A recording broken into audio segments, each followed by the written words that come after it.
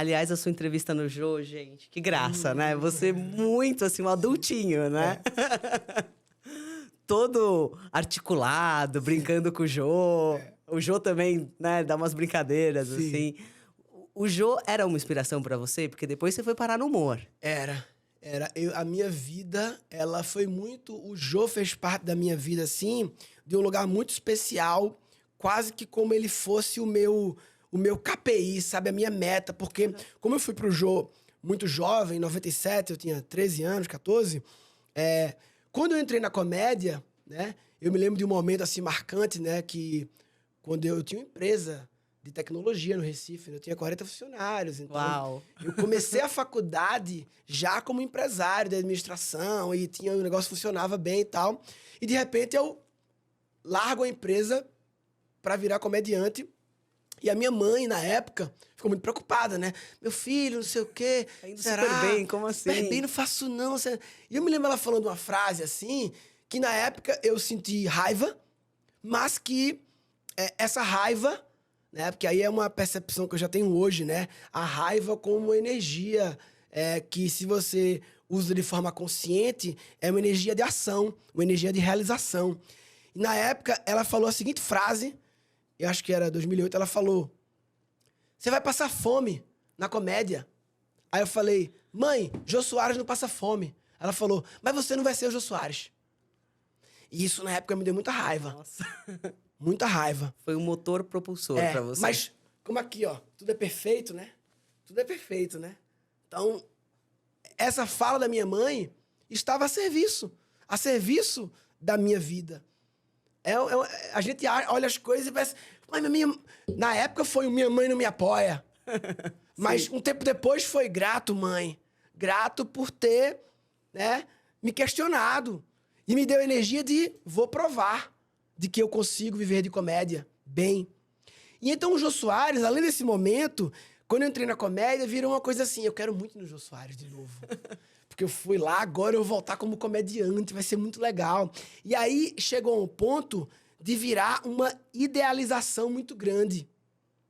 E aí, quando deixa de ser um sonho aspiracional e vira uma coisa até meio obcecada, assim, de preciso ir, eu sinto que quando a gente perde a mão na obsessão, existe uma linha tênue de um desejo. Quando você perde um pouco a mão, começa a não acontecer, né? É verdade. Como se você...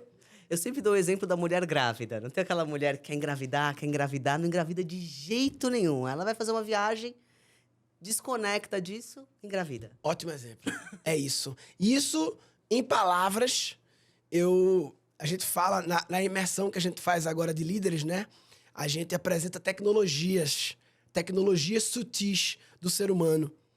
E uma das tecnologias é o soltar. É isso. É uma tecnologia o soltar.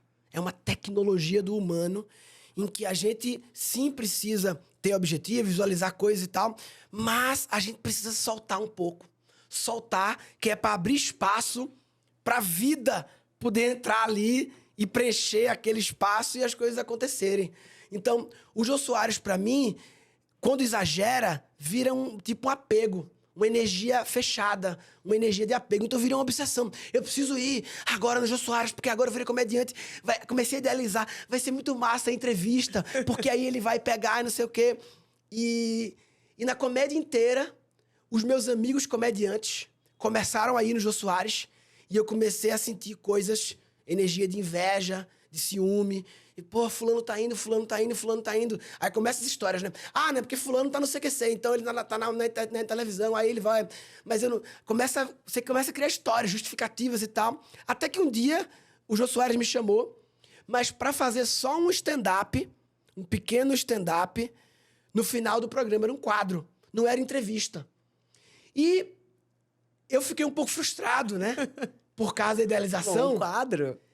E porque eu não tive contato com ele, porque o quadro era gravado sem ele. Ah, entendi. E depois ele gravava, sem me ver, ele gravava. E agora, no stand-up, Murilo Gun. Mas ele não tava lá na hora, foi gravado antes. Então, é que tá, né? Eu idealizei, quero ir no Jô, quero fazer stand-up no Jô, a vida me entregou. Eu não especifiquei o que eu queria, né? Tem que saber pedir. Eu não Tem que ser especifiquei. específico. Eu falei, eu quero ir lá que agora eu sou stand-up, não sei o quê, e não deixei claro. E aí foi. E aí foi uma frustração em 2008 isso, né? 11 anos depois.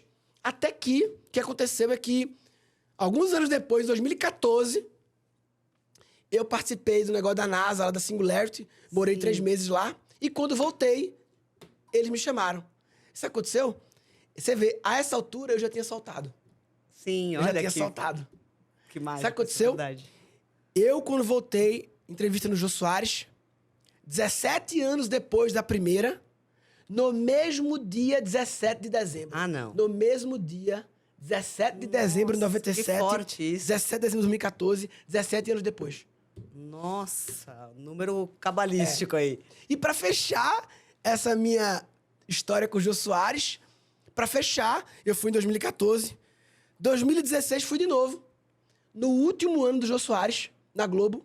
E Uau. assinei o livro que todo mundo que foi entrevistado no último ano dele tinha um livro grossão Que bárbaro. cada um podia escrever o que quisesse no livro aberto, assim, 2 páginas. Aí eu fiz um gráfico da minha vida, mostrando como cada ida no Jô Soares foi, e eu explicando que esse foi um ponto crucial de virada na minha vida. Então, no fundo, eu fui 4 vezes, né? O Jô Soares incluindo Que demais. no fechamento.